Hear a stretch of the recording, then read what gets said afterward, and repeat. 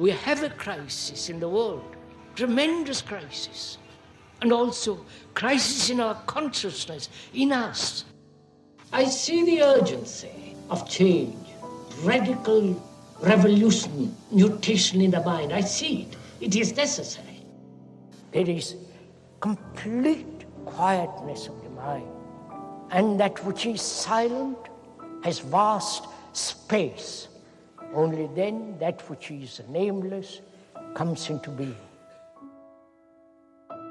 This is Urgency of Change, the Krishnamurti podcast.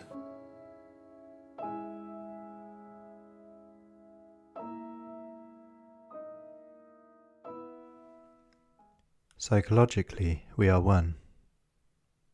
Unless human beings deeply realize this, we are going to have wars. We are going to be eternally in conflict. Hello and welcome to episode 125 of Urgency of Change. Season 3 of the Krishnamurti podcast continues with the format of carefully chosen extracts from the philosopher's talks. Each weekly episode focuses on a theme explored by Krishnamurti, and the aim is to represent his different approaches to these universal topics. This week's theme is war and killing. Upcoming themes are actuality, aggression, and ideals. This is a podcast from Krishnamurti Foundation Trust. Please visit our website at kfoundation.org, where you can find a growing collection of in-depth articles on Krishnamurti's teachings, along with key topics and a wide selection of quotes. Our online store stocks all available Krishnamurti books and ships worldwide. You can also find our daily quotes and videos on Instagram and Facebook at Krishnamurti Foundation Trust. If you enjoyed this episode, please leave a review where you listen to podcasts. This helps its visibility.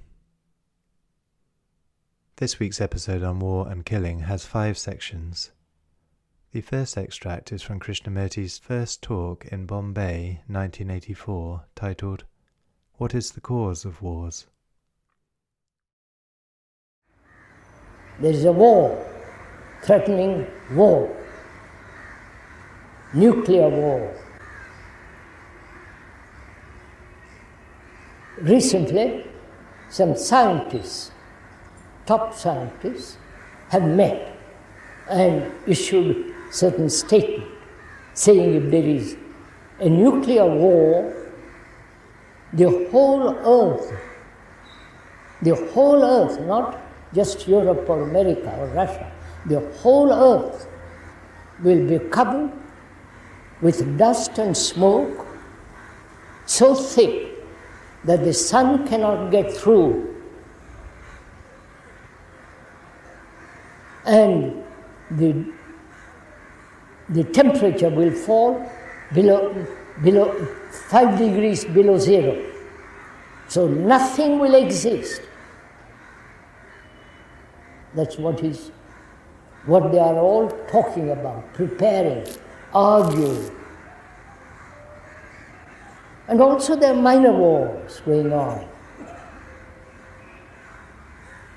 And these wars have been going on for 5,000 to 6,000 years. One started with an arrow or a club, now you have got the extraordinary, destructive nuclear bomb.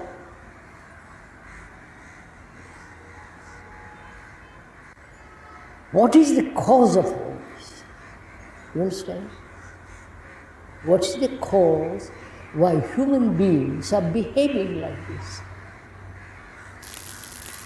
The intellectuals, the philosophers, the scientists, and the so-called religious people,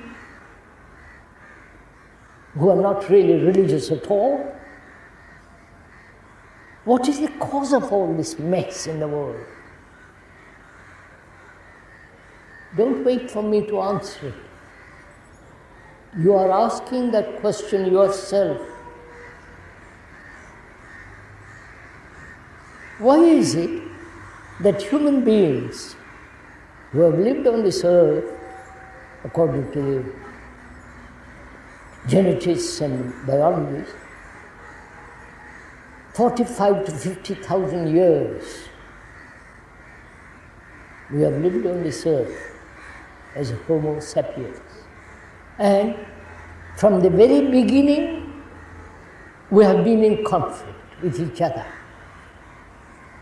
killing each other, maiming each other, hurting each other, competing with each other. Right? Conflict, struggle, pain, anxiety, loneliness, suffering. And we are so extraordinarily clever in the technological world, developing most extraordinary instruments in surgery, communication, computers, and so on. And we have not solved our human behavior. You understand? Why?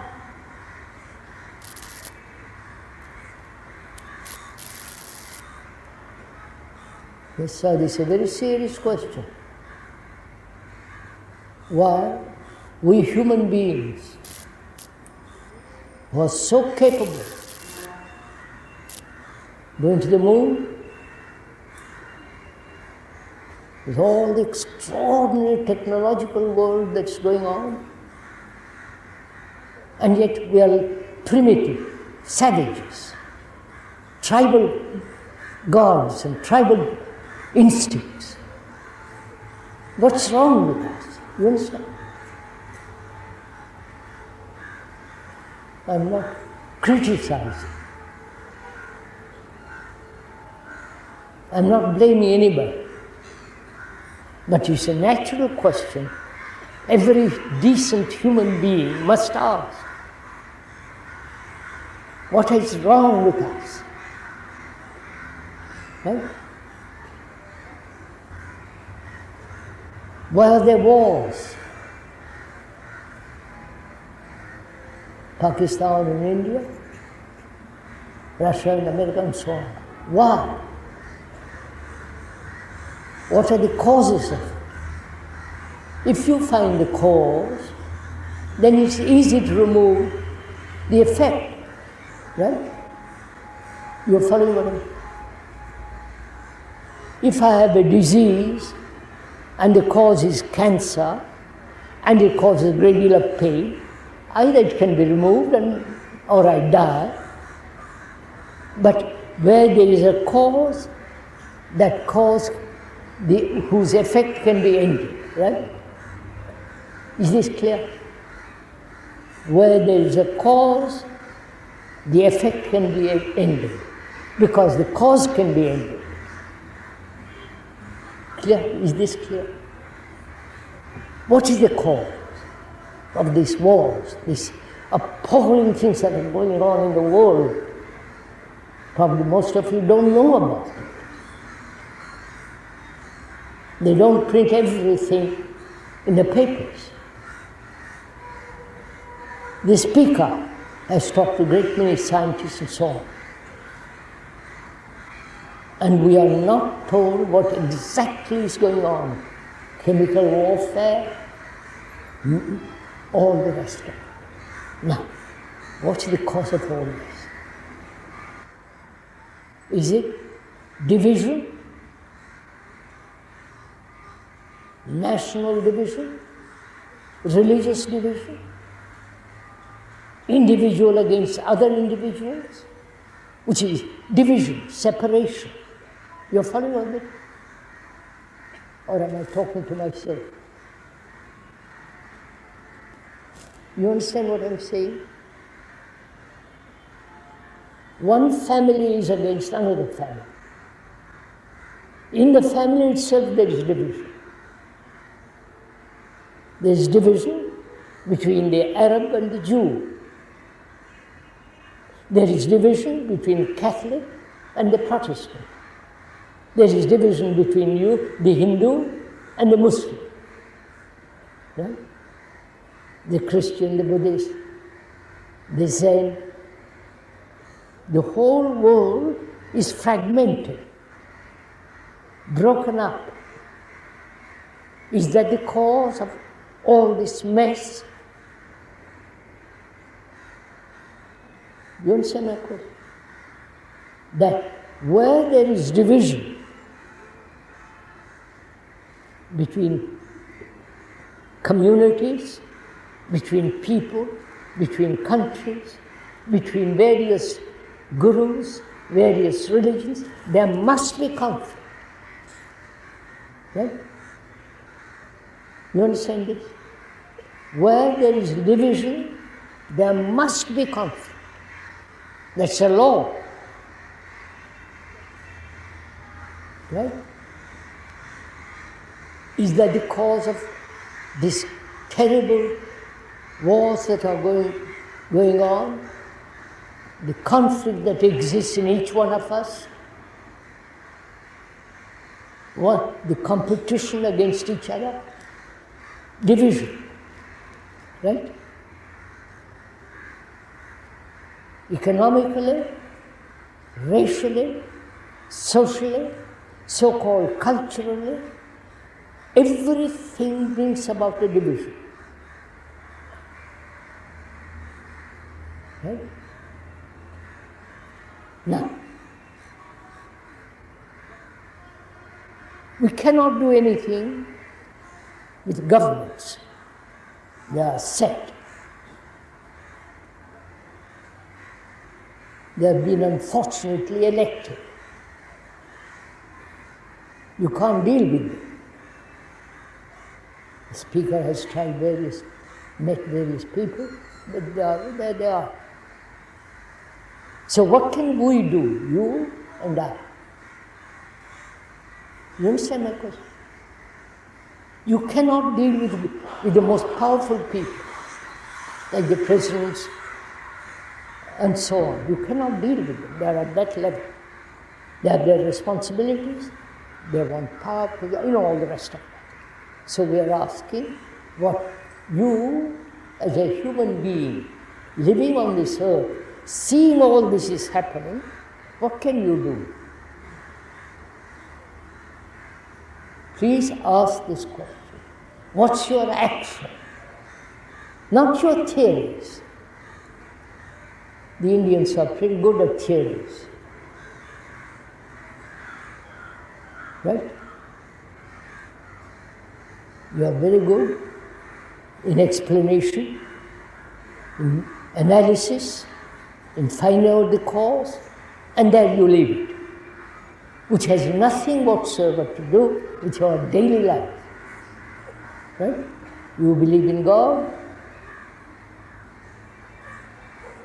or you believe in some guru, or you believe in some philosophy, but that belief has no actuality in life.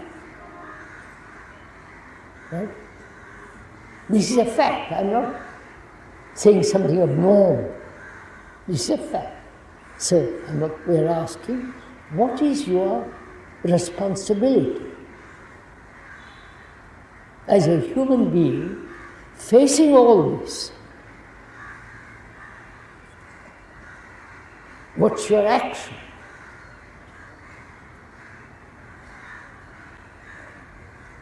Most of us want to escape from it.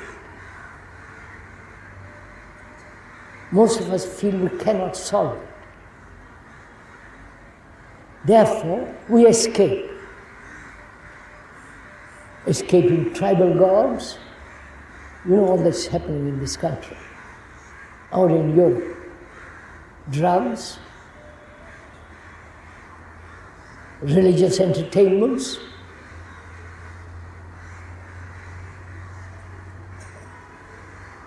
And the entertainment industry is enormously powerful. The cinemas, the magazines, the gods, their rituals, right? Two gods marrying each other in this country. So there is either escape or you face actualities, face facts.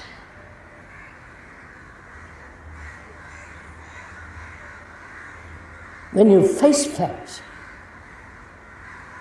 what's your action? Now, together we're going to find out, right? Together, not I tell you and you listen, or disagree or agree, then that is too silly, it becomes childish. But if you and I observe the same thing, live the same thing daily, then it has a tremendous power. Not power in the sense, political power. Power of doing the right thing.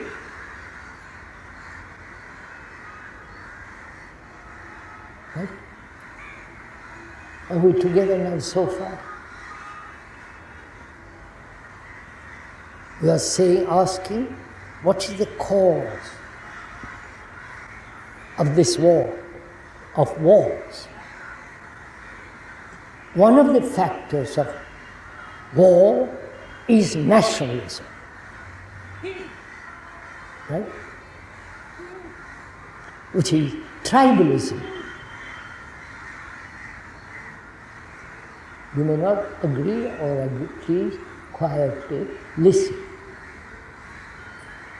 Tribalism, right?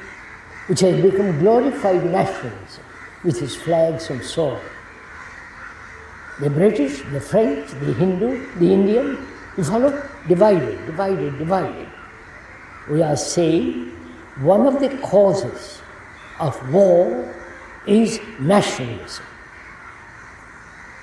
That's obvious. Other cause is economic division. Each country concerned with its own economy. Right? And with its own culture. The British with their, and the French, and so on. And the other cause is the division in religion. The Christian, the Buddhist, the Hindu, Islam. And they all talk about God. Right? So these and perhaps others are the causes of war. And you, as a Hindu or a Christian or whatever it is, are responsible for the war. Right? Because in yourself, you are divided. Agree? Do you see this fact? As long as I'm a Hindu, committed to a certain tradition, and following some, if you'll excuse me, some silly gods,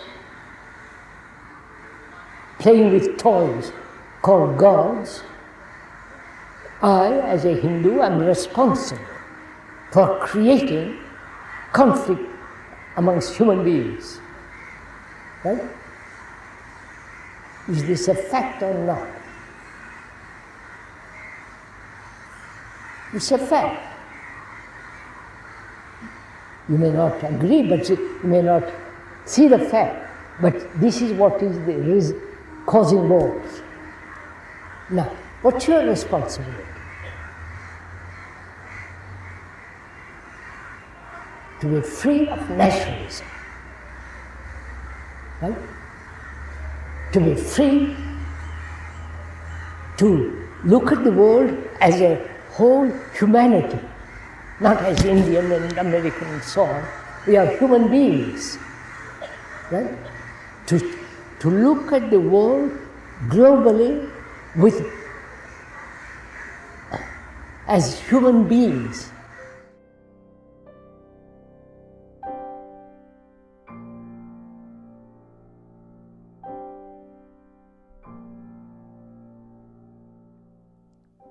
The second extract is from the first talk in New Delhi, 1965, titled, Is There Such Thing as a Righteous War? It is only in peace that a human being can flower in goodness, not in war, not in violence, not in disorder, but only when there is a deep, abiding peace. And to understand this whole phenomena of hate, destruction, and disorder, one has to inquire, not merely intellectually, because such inquiry is futile and worthless, has no meaning whatsoever, but actually inquire what order means, what violence means, and the significance of peace. To inquire non-verbally, non-intellectually, which really has very little meaning, because most of us have read or indulged in theories, what peace should be, how to get rid of violence, how to establish order. Books have been written about it, volumes. Man, when the first war took place 5,500 years ago in recorded history, must have hoped that that would be the last war. And we are still at it. And so there must be something radically wrong, destructive in human beings who divide themselves into nationalities, break up their minds into fragments as religious sects with dogmas, beliefs, politics, into classes, divisions of every kind, and thereby hope to bring about peace and order. So, apparently, after these thousands upon thousand years, we have not found peace. As we said, there have been 14,600 wars. That means 2.5 wars every year.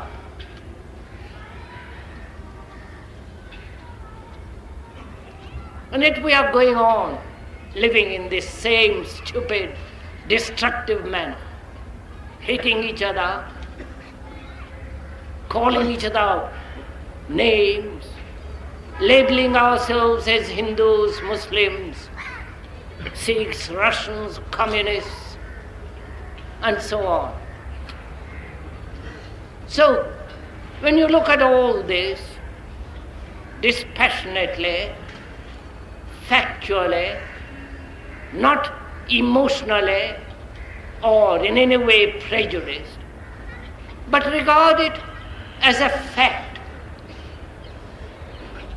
not interpret it according to your particular like and dislike, according to your favorite war, which you call righteous, or unfavorite war, which you deny as evil.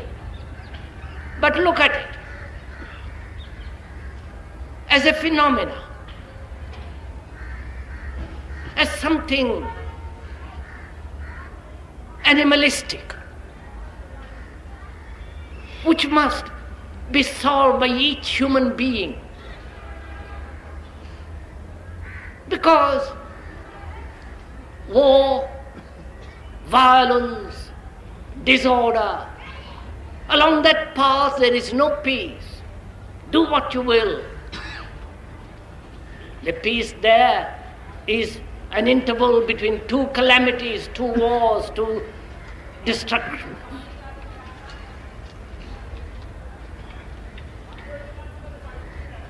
So one has to find a new way of living. Not theoretically, not discuss everlastingly about it, but actually, in our daily life, find a way to live totally differently, which means a total revolution in our ways of thinking, living, feeling. Unless we discover that for ourselves as human beings, we shall never find order, peace, and a state of mind that can flower in goodness. So, we are not indulging in words, in theories, what should be, what must be, but actually what is. Because it's only when you are capable of facing the fact, then you can do something about it. But if we refuse to face the facts, then we get completely lost in opinions. And opinions, however clever, however erudite, however dialectical, has very little meaning when you are confronted with facts of hate, disorder, violence. And that's what we are faced with now throughout the world. The war that's going on in Vietnam, it's your war and my war. The war that has been in this country along the border. Man has suffered indefinitely, infinitely.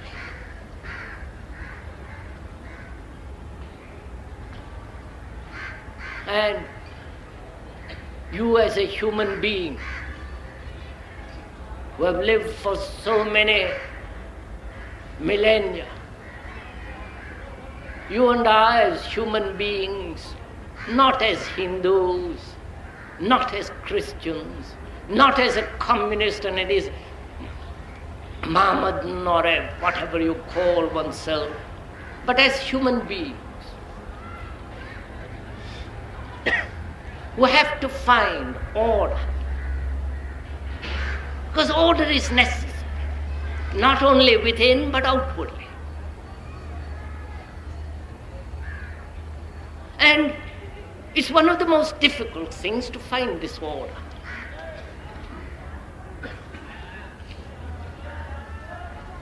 Because that word, the word order, has extraordinary depth if you go into it. Has extraordinary significance if you can unravel, if you can look into it deeply. Because without order, not according to your order or my order, or according to the politicians or this or person or that person, but the word itself has extraordinary significance and extraordinary depth. If we can go into it. And that's what we are going to do together. We are not doing any propaganda. I have a horror of propaganda. I'm not trying to convert you to any belief, to any dogma, to any way of life. That would be too stupid.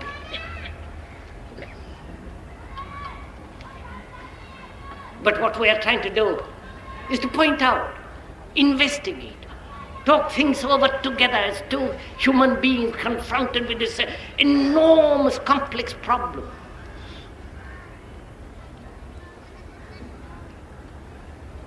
And if you cannot look at it dispassionately, then we shall live as human beings another 5,000 years fighting each other, tearing each other's hearts out, destroying each other. And it's very strange. All the ancient teachers have talked about peace, not to hate another, to be kind, to be generous, to be forgiving. All that has been overthrown throughout the world.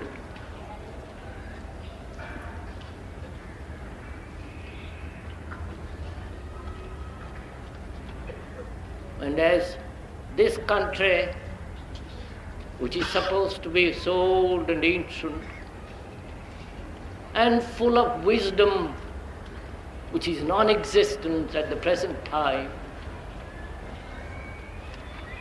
that tradition,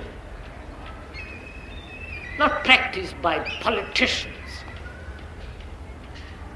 or the semi-political saints, but that reality where you must not hurt another,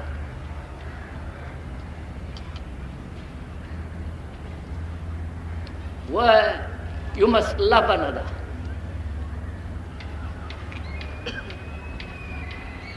all that has been set aside. And as human beings, you and I have to find out for ourselves a new way of living, a new order, the ending of violence, and therefore bring about in ourselves, outwardly as well as inwardly, peace.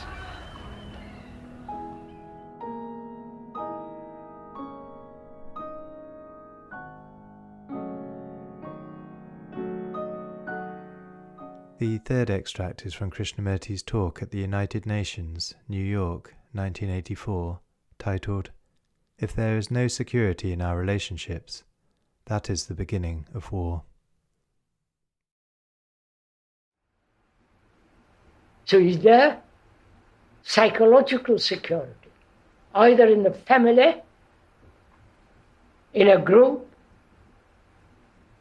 in a community, in a nation, and internationalism and all that business? Is there any kind of security inwardly? And that is, if we are not sure about that, certain, clear,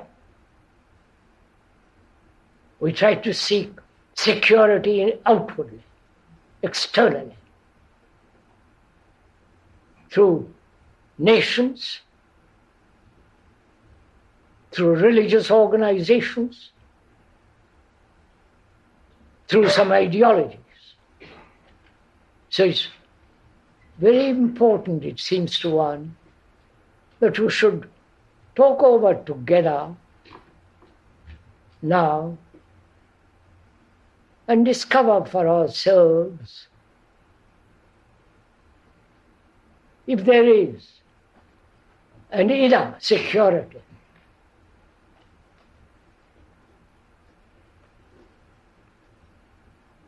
Security in our relationships with each other, however intimate it may be, between man and woman. Security in community, and so on.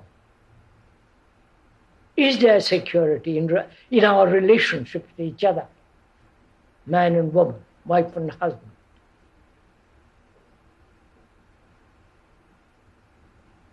If there is security, why is there such contention between man and woman, wife and husband? Such conflict in their relationship. Each one pursuing his own ambitions, his own fulfillment, his own desires, and so on. Is it not important to find out for ourselves if there is such security in relationship? If there is such security in this, then that security is the beginning of peace. If there is no security in our relationship with each other, that's the beginning of conflict, war. So we ought to really, seriously inquire into this question. That is, become aware, conscious of our relationship with each other. Because to go very far, we must begin very near. And the nearest is man and woman, wife and husband. In that relationship,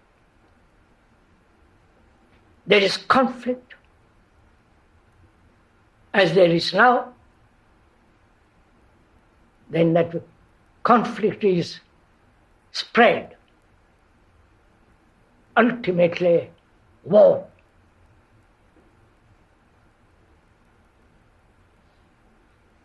We have never given thought to this. That as our house is burning, which is society is burning, declining, degenerating, are we also degenerating? To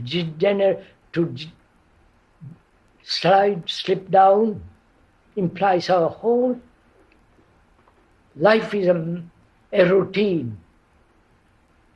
Our whole life is a series of battles, struggles, conflicts.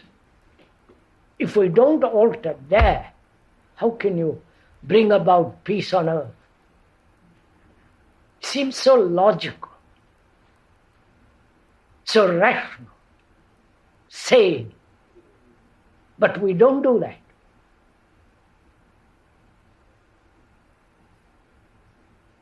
So could we,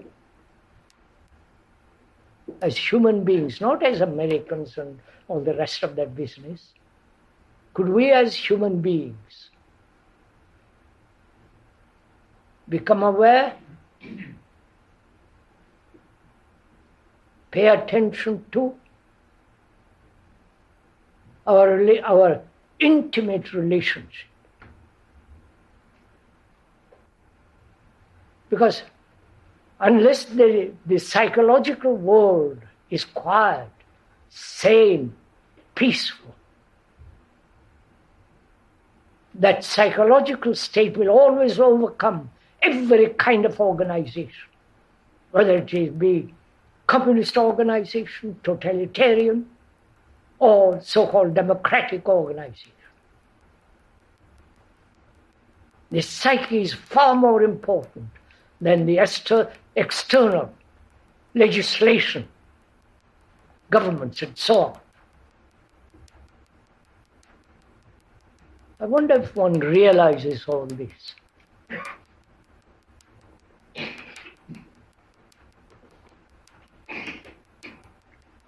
Do we, sitting here, so-called peacefully, realize our responsibility as human beings? The wars that are going on, in the world is our war. Because our consciousness, if I can go into all this much more deeply, our human consciousness, which is made up of biological reactions, fears, hurts, pleasure, beliefs, dogmas, rituals, and endless suffering. That's the content of our consciousness.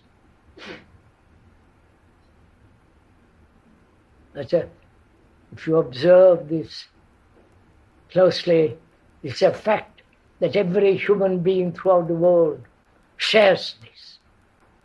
Every human being suffers. Every human being has fear, pleasure, sense of loneliness, despair, anxiety, confusion. Every human being, whether they live in Far East or here or in Russia or in other places. We have been brought up, educated to consider ourselves as individuals. Is that so? Is that a fact? Because we share the consciousness of humanity, because we all suffer. We all go through great agonies, boredom, every form of uncertainty. You may have great talents, great capacities, but behind those capacities lies the ordinary daily consciousness of all humanity. So each one is humanity, not separate individual. You know, you will not accept this because you have been conditioned from the beginning by religions, by society, by culture, that each one is separate individual, separate soul.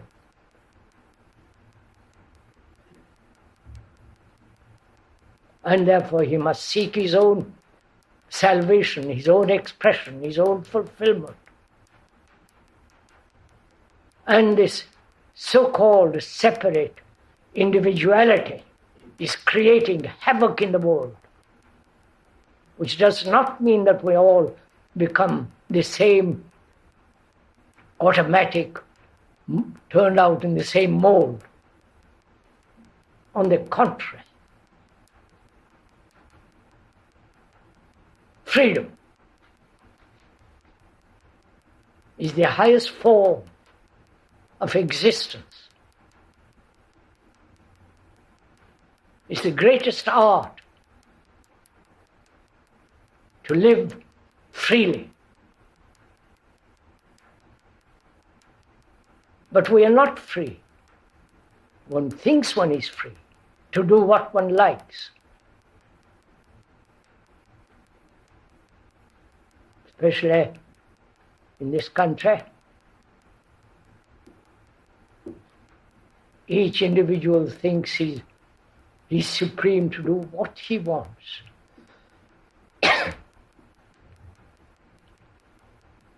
His own fulfillment, the expression of his own desires,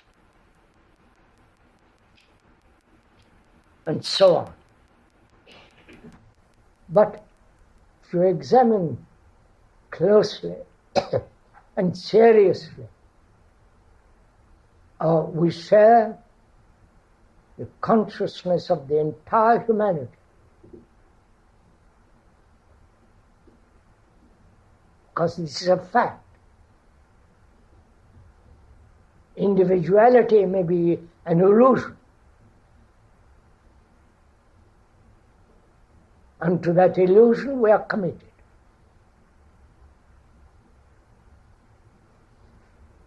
But when you travel around, observe very closely, every human being, whether he has great position, great deal of money, status, power, he is like the rest of the world psychologically. He goes through great pain, desperate loneliness, and all the rest of the psychological world of uncertainty, confusion. And we are the rest of humanity. We're not Africans and Europeans and all that nonsense. We are humanity. Unless we realize that one major fact in our life, we are the rest of humanity. Black, white, or purple, or whatever color they be. Psychologically, we are one. Unless human beings deeply realize that, we are going to have wars. We're going to be eternally in conflict, as we are now. And no organization in the world is going to change that fact. We've had religions all over, various types of religion. Catholic, the Protestant, and the division in Protestantism. There have been religions of various types in Asia, all invented by thought.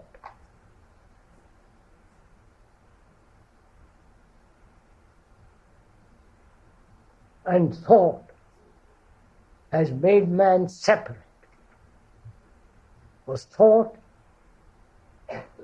is the result of experience, knowledge, memory, and so thought is always limited. It's never complete. It can never be complete. Because it's based on knowledge. And knowledge is always finite, limited. It can expand. It can change, but it's still within the field of knowledge.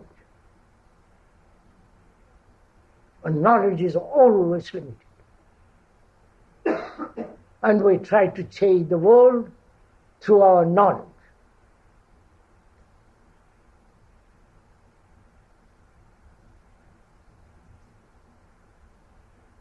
And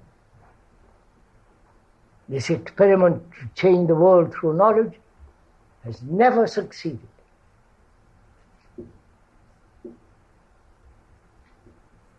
So, what is a human being to do if you are serious, concerned with the world, with your own life? What is a human being to do? Form innumerable organizations,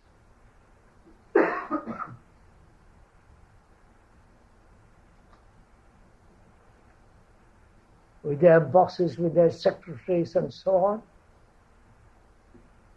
or each one of us is responsible. Because we have created this society.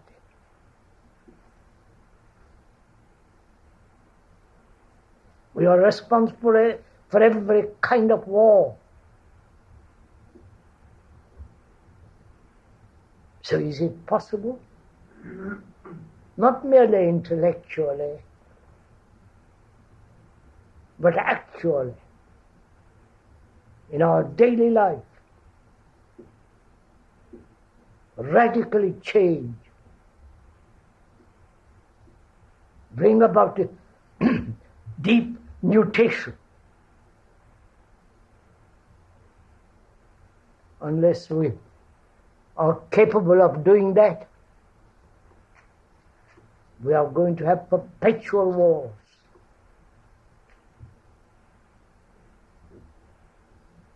No organization in the world has prevented any wars. For the last historical process, there have been practically wars every year for the last 5,000-6,000 years, all over the world. And man has been responsible for these wars. You may not have a war in America, in this part of the world, but you have wars in other parts of the world.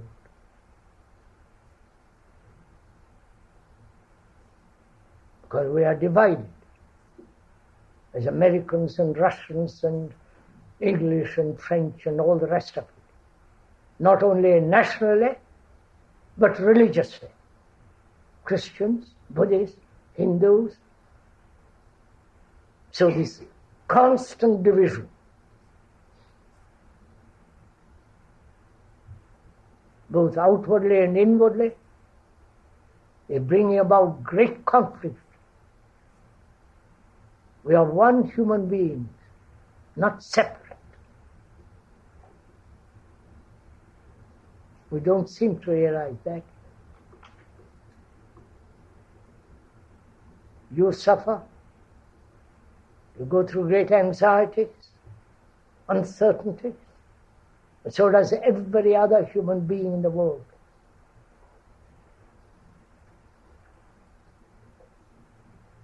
And we haven't been able to solve that basic issues. Whether we can live with ourselves peacefully. Peace doesn't begin on the other side of the world. Whether we live peacefully.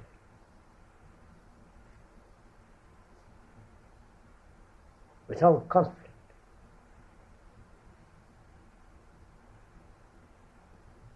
And I think this is a very important question,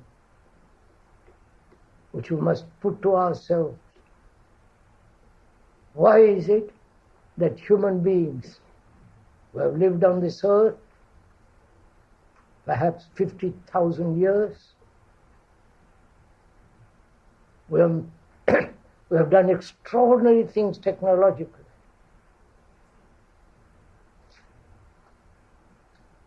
We have done practically nothing in our relationship with each other. We are perpetually in conflict with each other, man and woman. And that this conflict is extended into war.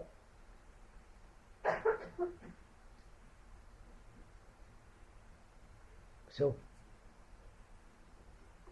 we're asking the most fundamental question.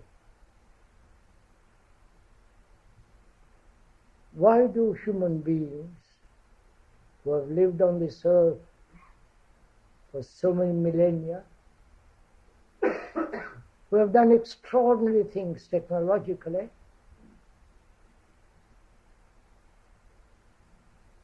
who have brought about good health for people, who have done most incredible things externally,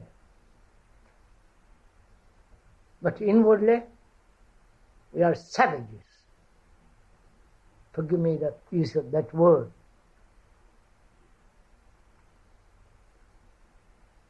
We are fighting each other. Even in our most intimate relationships. So how can one have external peace in the world, parliamentary, if one is not peaceful in oneself?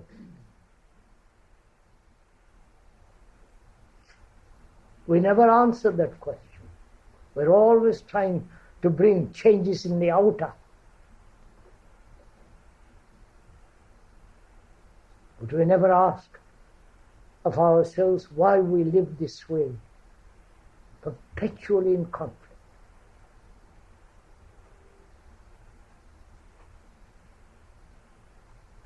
Fairly obvious when you ask that question, seriously, not casually. We never spend a day trying to find out why we live this way. We've been a vast network of escapes from this basic fact, and we're still going on. We never seem to realize, unless each one of us fundamentally changes radically, there'll be no peace on earth as long as you're an American and a Russian, different ideologies, different concepts, different gods, and so on, will never have peace on this earth. So it behoves us, and each one of us, to find out why we live this way, and whether it's possible radically to change our whole psyche. If there is not a revolution there, mere outward revolutions have very little meaning. We've had communist revolution, French revolution, other forms of revolution throughout the world, and we remain what we are. Self-centered, cruel, all the rest of it.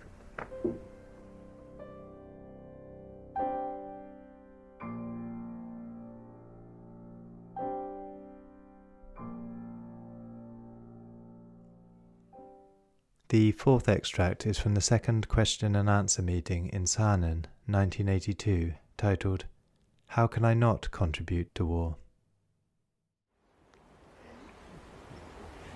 I have lived in the forest, close to nature.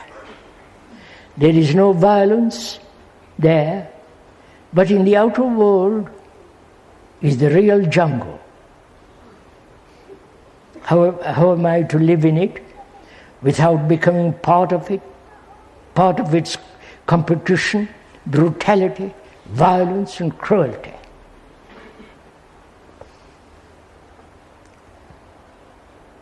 First, how easy it is to live by yourself in a wood.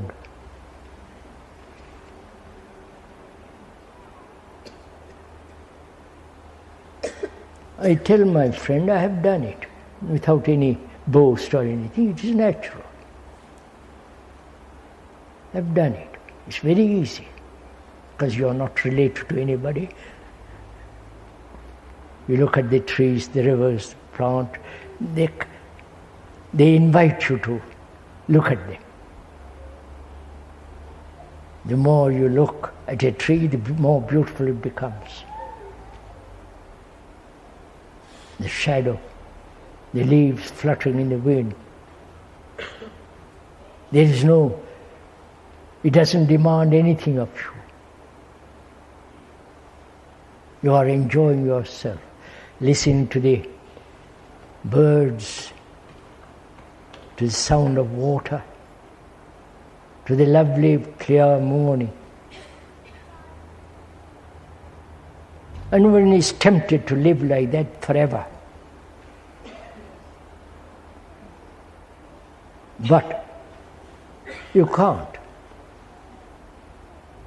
Even there, if you live in a forest, you are related to somebody or something. You're related to the man who brings you milk. So there is always, even though one is a hermit, you're always living in a certain kind of relationship with another. And if you are a neurotic saint, then it becomes very easy.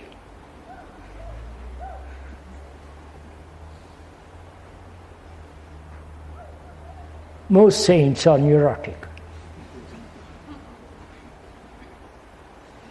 And then they give you food, clothes, and all the rest of it. So, when one enters the world,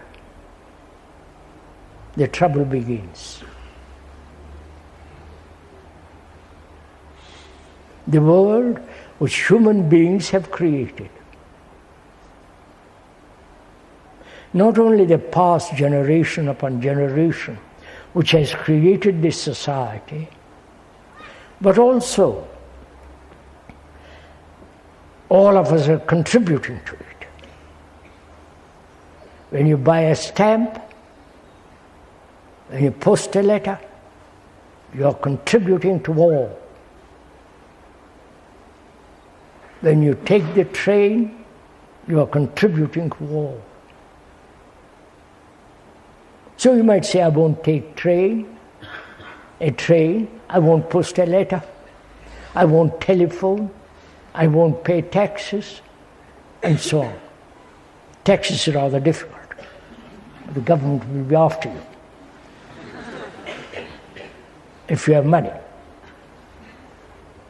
So, what will you do? Withdraw completely? Not write letter? Not travel?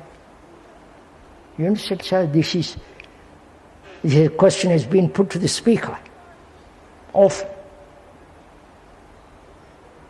Say you are against war, peace, and so on, but you are contributing to it by traveling all over the world. So where shall I stop? You understand? Not write letter, not travel, not do all the things that are contributory, that help war. Or do you ask much more fundamental question, which is, why does war exist at all? Why has man, who is so-called civilized, so-called educated, why does he support killing another human being? So what is the fundamental question there? Is it nationality? Is it this whole idea of isolation, national isolation, individual isolation, communal isolation? When I put on a monk's robe or a different kind of robe, I am isolating myself. So is isolation the cause of war? Obviously. When I say I'm British, you're French, you're this, you're that, I'm isolating myself. I have a long tradition as a British or an Indian. If I'm an Indian, I have much more ancient tradition, which is isolating me. So, any form of isolation must contribute to war. Which war being not only killing each other, but the conflict with each other. Right? Now, seeing all that, which requires intelligence, not just vague utopian idea. Seeing that, the perception of this fact, that where there is isolation of any kind, belonging to one group against another group, one sect against another, one uniform of purple, yellow, isolating. These are the actual contribute to isolation and therefore inevitable conflict. To perceive that, to see the truth of it, requires intelligence. Not say, I agree with it, and do nothing about it. But when I see the truth of it, that very perception is the action of intelligence. Right? So, with that intelligence, I enter the world. But see, that intelligence which has no cause, that love that has no cause, compassion obviously cannot have a cause. With that beauty, with that clarity, with that energy, I meet. I meet the world which is brutal. I act from that love. Or rather, that love that has no cause acts. I may be a beggar, or a very good technician, but the quality of that can never enter the world of ambition, brutality, violence.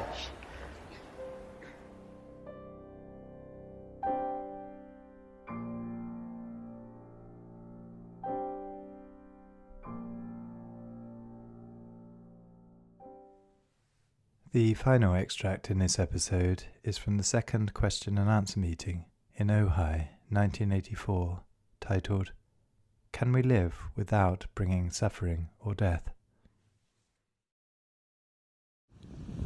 How is one to live on this earth without harm or destruction to its beauty, without bringing suffering and death to others? Have you ever asked this question? Actually, not theoretically, but actually put that question and face it. Don't run away from it, not explain it's necessary and all the rest, but look at it. Confront it. Have you ever asked such a question? Not en masse. Make a demonstration against some politicians who wants to destroy a national park or this or that. To ask such a question, it means you're burning with it. It's something tremendously real, not just a fanciful question past the time of day. To live on this earth with its extraordinary beauty and not to destroy it, and to end sorrow, and not kill another human being, not kill a living human thing. There are those people in India, a certain sect,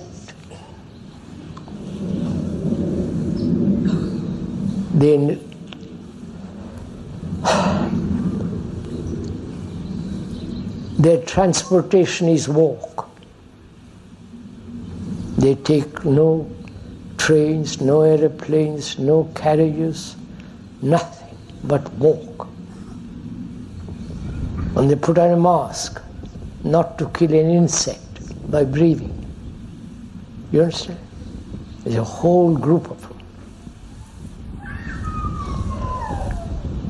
That group came to see the speaker, and they walked 800 miles from April to January,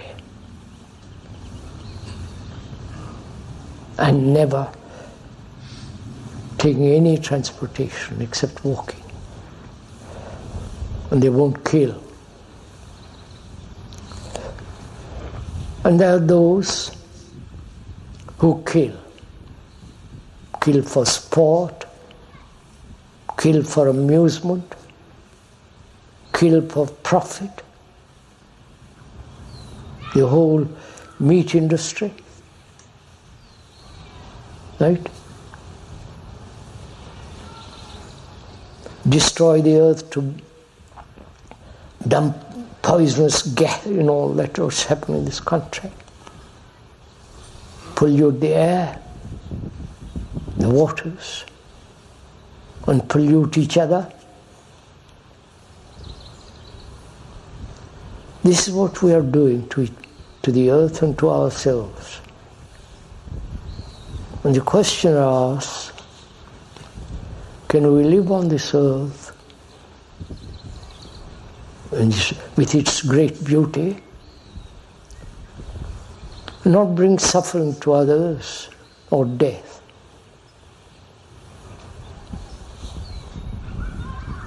It's a very, very serious question, this. To live a life without causing suffering to others or causing death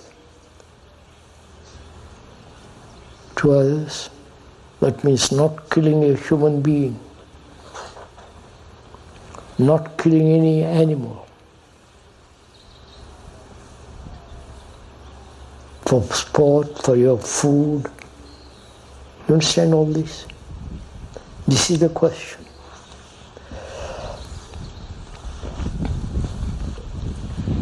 There were a certain class of people in India at a certain time. They never ate meat. They think killing was wrong.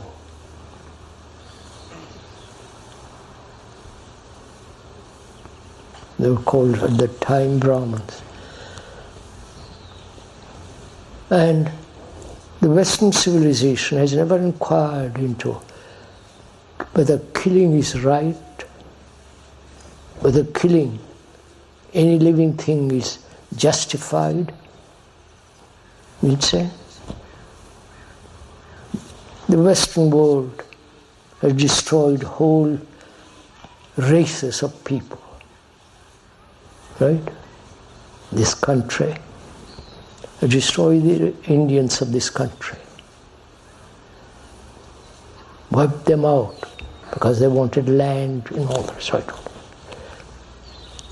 So can we live on this earth without killing, without war?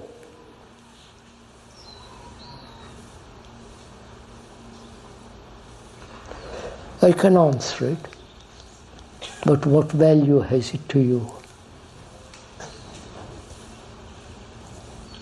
Because you are killing. I'm not advocating vegetarianism.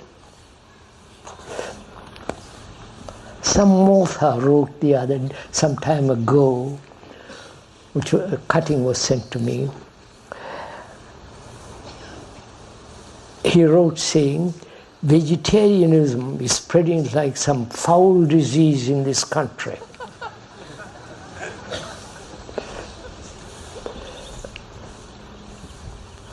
Even if you kill a cabbage, right? So where do you draw the line? Right? Do you make a problem of it?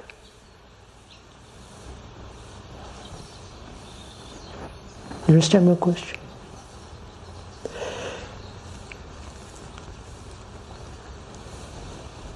If you're against war, as certain human beings, including myself, against war, killing other human beings under whatever reason, then you cannot post a letter, right? The stamp you buy, the food you get, all that part of it goes to defense, armament.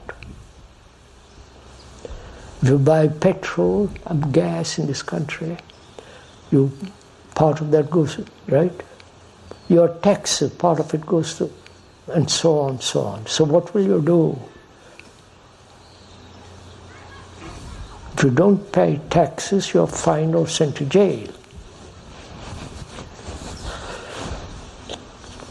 If you don't buy stamp, you can't write letters. You can't travel, right? You following all this? It amuses you? So you drive yourself into a corner.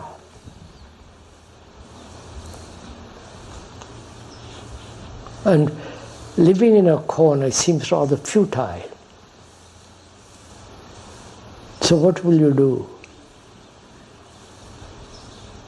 If you say, I won't travel, I won't write letter, all this helps to maintain army and navy and armaments, national, blah. You follow the whole racket of it. Or would you approach it differently? Why do we kill?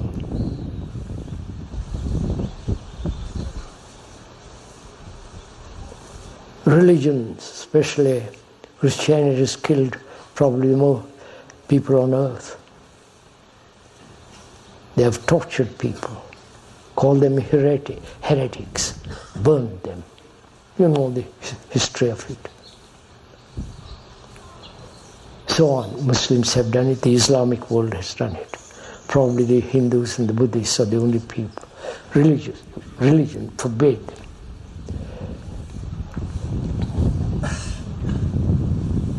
How can one live on this earth without killing another?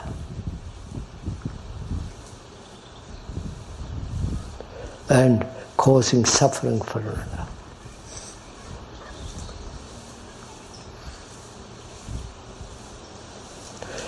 To go into this question very deeply, really, it's a very, very serious question.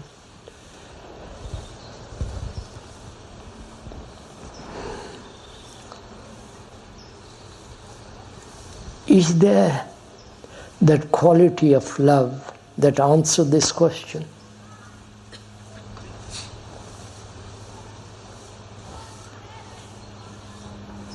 If you love another, if you love another human being, are you willing to kill that human being?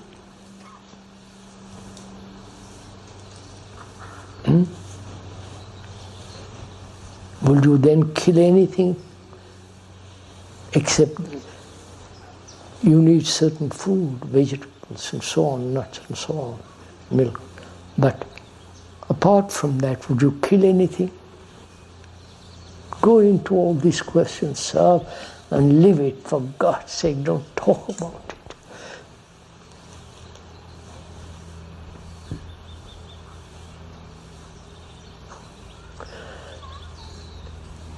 What is dividing the world is ideals, the ideology of one group against another group. This eternal division, apparently everlasting division between man, woman, and so on. They have tried to bridge this through logic, through reason, through various institutions and foundations and organizations, and they have not succeeded in any way. This is a fact. Knowledge has not solved this problem either. Knowledge in the sense of accumulated experience and so on. And thought has not certainly solved this problem. So there is only one issue out of it. To discover or find out what is love.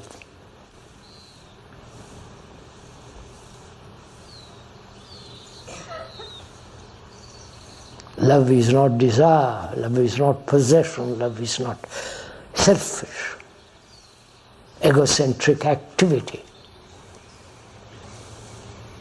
Me first and you second. And apparently that love has no meaning to most people. They may write books about it, but it has no meaning. So, if there's that quality, that perfume, that fire, that compassion, and compassion has its intelligence, that is the supreme intelligence. When there is that intelligence which is born of compassion and love, then all these problems will be solved simply, quietly. But we never pursue the question to the very end. We may pursue it intellectually, verbally, but to do it with your heart, with your mind, with your passion behind it. Then the earth will remain beautiful. And then your own, there is a great sense of beauty in oneself.